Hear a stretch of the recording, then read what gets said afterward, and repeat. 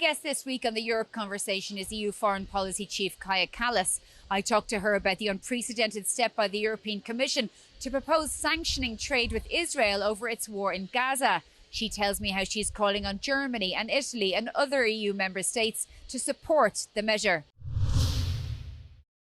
EU Foreign Policy Chief Kaja Kallas, thank you very much for joining us on the Europe Conversation. Thank you for having me. Now, we have this unprecedented announcement by the European Commission to suspend trade provisions within the EU-Israel Association Agreement. I mean, can you tell us a little bit more of the details on this? Because, of course, it is unprecedented, but the other question is, will it pass amongst the member states? Well, that is always the question. Remember, in July, I gave the options to European Council, also the foreign ministers, what are the tools to really pressure Israeli government to change course. Because if everybody agrees on the diagnosis, then the question to us is, what do we do about this? And then now the proposals are on the table. One of them is suspension of the trade part of the association agreement.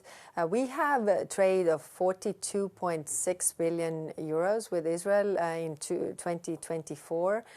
So it is a significant amount. And when it comes to the preferential treatment, then 37% of that trade really has the preferential treatment. So definitely this step will have a high cost for Israel. Now the question you posed is very correct. Will it pass in the Council? So just to confirm, 37% of 42 billion is what's on the table?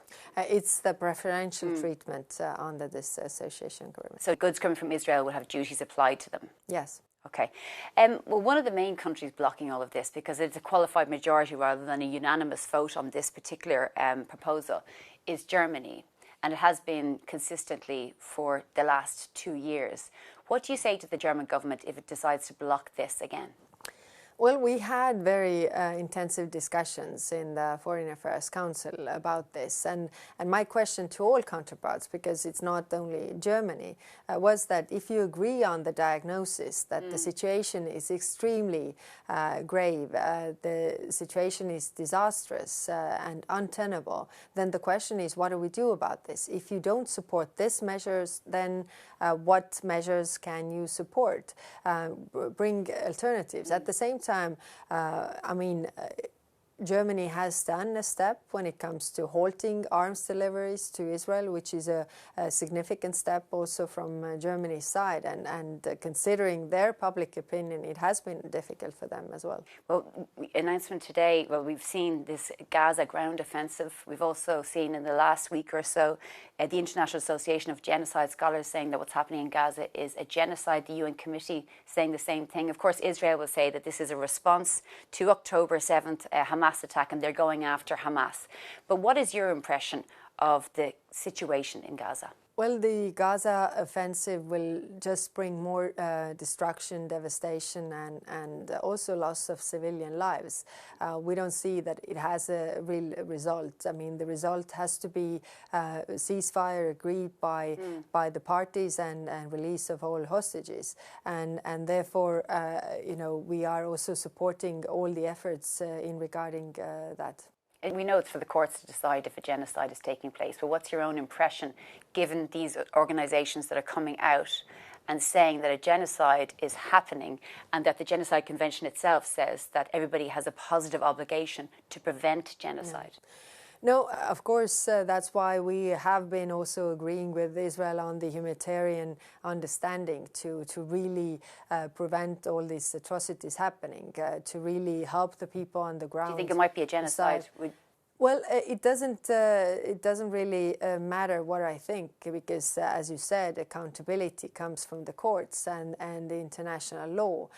So these institutions have stated that this is the analysis, and of course it's up to the courts to decide what is the really accountability for that. Okay, you made an agreement with Israel just earlier in the summer to substantially increase the amount of humanitarian aid, border crossings and so on, or crossings to allow more trucks come in, but that has not materialised, not in the way that it was agreed, because you must be seriously disappointed, because so at one point there was hope that some people could be saved, but in actual fact, days after, moments after that agreement was signed, or wasn't even signed or was agreed, we saw children being killed at humanitarian sites trying to get water. Yeah, no, this has been very, very difficult as we have been trying to do what we can to improve the situation on the ground. Now, the understanding that we had many elements. I mean, more trucks getting in. Before July, it was 0 trucks getting in with humanitarian aid. After that, we had altogether over 2,090-something trucks getting in. So it's more than 0, but it's not enough. I agree with you. Also, the reparation of critical infrastructure, the water desalination, the water coming into Gaza, also opening of the border crossings and the routes of Jordan and Egypt. So we saw the implementation of that, but still, I mean, it was not enough. And at the same time, the actions of really shooting at the people in the line of getting humanitarian aid, I mean, that does not go in the right direction, and that's why we are trying to put the pressure on the Israeli government to change the course. And there was 0 trucks coming into Gaza. I mean, like literally no food coming in, no baby formula, no nothing. Before July. Yeah. After that, yes, there was more. Israel also attacked in Qatar Hamas leaders amid these hostage negotiations, peace negotiations. Even Israel's greatest ally, the United States, has been very critical of that. I mean, what does that do for the chance of ending the situation? Well, we see that there is no military solution to that conflict. Otherwise, it would have been already achieved. If we look at this, what is going on in Gaza, so we really support all the diplomatic efforts to achieve ceasefire and also the release of hostages. Unfortunately, we are not there. And we've heard from the Spanish Prime Minister Pedro Sanchez that Israel needs to be essentially frozen out from all sporting and cultural events. We've seen some countries, the Netherlands, Ireland and so on, saying that they won't attend the Eurovision if Israel is allowed to do that. What's your own opinion about that freezing out of Israel? A bit like the way South Africa was during the apartheid era. Yeah. Well, it's also what should be with the Russian athletes, and has been also the steps that have been taken.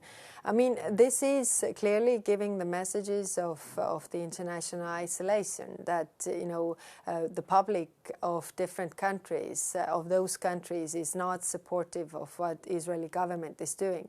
What I want to really stress is that we also see the manifestations in Israel. It's not the Israeli people, but it's the Israeli government that has taken such actions that are creating also the situation in our public opinion to go against this. Do you think that they could be branded, or there's something anti-Semitic about this approach, though, to freeze Israelis out? This is of course the accusation on the other side, and that's why I want to keep the clear distinction that it's not all the steps that we are also doing on the European level. It's not against the Israeli people.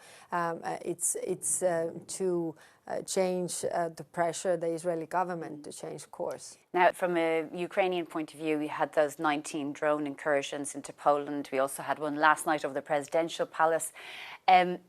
Really, the feeling is that Putin is no longer risk averse when he's doing things like this. Yeah. No, Putin is clearly testing the West, how far he can go. And now it's up to us what is our response and how strong that is, how far we let them. What we have to keep in mind is that Putin also wants to sow fear inside our societies so that our governments would refrain from supporting Ukraine. Because, you know, saying that, you know, you don't want this war here, so don't support Ukraine, let the Russians have what they want. But this is a wrong approach, because this is exactly what Russians want, that they will get and the aggression will pay off. They will get what they want in Ukraine, and then we are all in danger. I think we have to keep that in mind. But he's also trying to pinpoint the difference in NATO between the United States approach and the European approach as well. And that's obviously concerning, is it? Absolutely, and that's why our response should be unity, because he wants to divide us. That's very clear. He wants to divide us in the transatlantic relationship, but also divide us, in Europe, because when we are divided, we are weaker. That's very clear. So our response should be that we are not letting him do that. But isn't he right, though? I mean, the United States hasn't applied any sanctions since the Trump administration on Russia. Any sort of the threats against Russia around ceasefires, around impacts of not having a ceasefire, they haven't materialised. Donald Trump has not done anything, and there's no sign of any security guarantees. Yes, if we look at the peace efforts that President Trump has done, Putin is just mocking all those efforts. If you think about the meetings in Alaska, what happened afterwards is just Putin increased its attacks. It was the biggest ever aerial attack against Ukraine, now incursion against Poland. It should give us all a very clear understanding what we are up against, and we are, of course, in contact with our transatlantic partners to have the unity and cooperate also regarding sanctions, because if we want this war to stop, then we should put the pressure on the one who actually wants war, which is Russia. And what if this happens again, more incursions, particularly because the expensive nature of trying to shoot these down is massive for Poland and NATO, these small drones which are inexpensive, costing a huge amount to defend European territory? And that's why we have put forward the drone wall idea, so that it doesn't actually cost that much. You have the sensors so that you can get information where the drones are coming, plus you have the interceptor drones, so the drone wall, so to say, drone to take down drones. And that doesn't cost that much, and we have proposed that. And I yesterday was in NATO talking to Sakur also how we can cooperate regarding this, because our interests are very much aligned. Okay, EU Foreign Policy Chief Kaja Kallas, thank you very much for joining us on the Europe Conversation. Thank you.